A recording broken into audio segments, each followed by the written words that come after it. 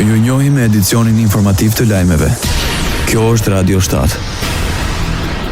Kryeministri i Maqedonisë së Veriut paralajmëron se nuk do të pranojë ndryshimet kushtetuese në formën në të cilat kërkojnë aktualisht. Histria Mjatskosi deklaron se është i gatshëm të zhvillojë bisedime me kudo dhe kudo me qëllim që të gjendet një zgjidhje e qëndrueshme që do ta çojë vendin drejt qëllimit përfundimtar, antarësimit të plot në Bashkimin Evropian. Duke komentuar kërkesat e Bashkimit Evropian, kryeministri theksoi se procesi duhet të zhvillohet mbi parime të qarta dhe pa standarde të dyfishta. Ai shtoi se ashtu si Maqedonia e Veriut ka marrë përsipër detyrime ndaj Brukselit, edhe Bullgaria ka detyrime për respektimin e të drejtave të njerëzit. Ministri i Punëve të Jashtme i Shqipërisë pas takimit në Tiranë me ministrin për ropën dhe punët e jashtme të Kroacisë, Gordan Radman, kritikoi deklaratat që vijnë nga zyrtar në Beograd mbi pastrim etnik në Kosovë. Ferit Hoxha deklaroi se normalizimi i marrëdhënieve ndërmjet Kosovës dhe Serbisë nuk mund të ndërtohet mbi revizionimin historik, mohimin e fakteve, lartësimin e kriminalëve të luftës apo përmes retorikave nacionaliste, përçarëse dhe deklaratave të papranueshme që relativizojnë, justifikojnë ose u japin njehon krimeve të luftës dhe politikave të dënuara si nga drejtësia ndërkombëtare, ashtu dhe nga ndërgjegja njerëzore. Një qasje e tillë nuk ka asnjë gjë të përbashkët me vlerat evropiane, me frymën e bashkëpunimit rajonal dhe me përpjekjet për pajtim të vërtetë. E ardhmja e përbashkët evropiane e Ballkanit Perëndimor nuk mund të ndërtohet duke u kthyer pas në konfliktet e skaluarës, por duke u përballur me historinë, me përgjegjësi dhe duke ndërtuar marrëdhënie të reja mbi bazën e respektit, besimit dhe bashkëpunimit.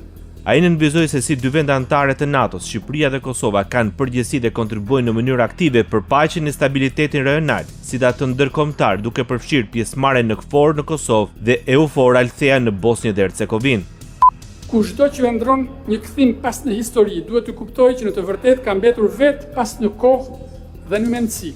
Asnjë përpjekje për të ringjallur dacitë e skaluarës, për të ushqyer tensione apo për të penguar proceset e pajtimit dhe të bashkëpunimit, nuk do të mund ta tërheqë rajonin ton zvarr e as të cënojë të ardhmen ton të përbashkët evropiane.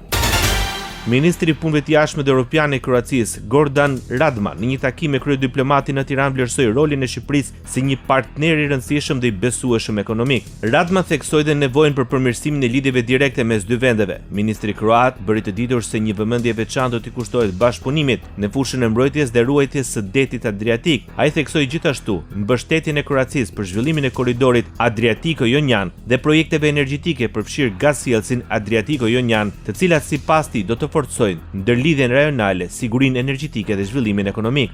Një rëndësi të veçantë sigurisht që i kushtojnë mbrojtjes dhe vazhdimit të bashkëpunimit për mbrojtjen e detit Adriatik. Gjithashtu, Kroacia është e përkushtuar ndaj zhvillimit të korridorit Adriatiko-Jonian dhe mbështet projekte si gazsjellsi Adriatiko-Jonian, të cilat do të kontribuojnë në forcimin e ndërlidhjes rajonale, sigurisë energjetike dhe rritjes ekonomike. Biseduam dhe për bashkëpunimin në fushën e mbrojtjes, duke përfshirë partneritetin trepalësh ndërmjet Kroacisë, Shqipërisë dhe Kosovës, si dhe për bashkëpunimin e shkëlqyer policor, menaxhimin e migracionit dhe mbrojtjen e kufive. Rrugtimi i Kosovës drejt NATO-s ishte në thelb të takimit ndërmjet ushtruesit të detyrës së presidentes Kosovës, Albulena Haxhiu, me admiralin George Wikoff, komandanti i komandës aleate të forcave të përbashkëta të NATO-s në Napoli. Gjatë takimit u diskutua për situatën e sigurisë në Kosovë dhe rajon, bashkëpunimi ndërmjet institucioneve të Kosovës dhe KFOR-it, si rëndësinë e koordinimit të besueshëm me NATO-n. Kosova do të vazhdojë ta forcojë bashkëpunimin me aleancën dhe të kontribuojë në sigurinë dhe stabilitetin e rajonit, deklaroi presidentja në detyrë Albulena Haxhiu. Bota.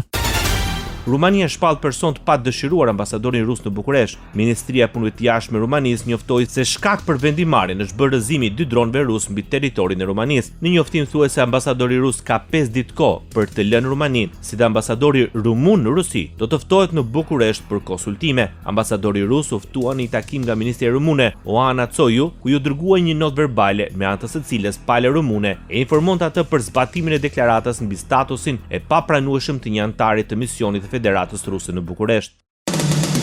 Ndoqët lajmet shkurt në Radio 7, zëri pozitiv i qytetit.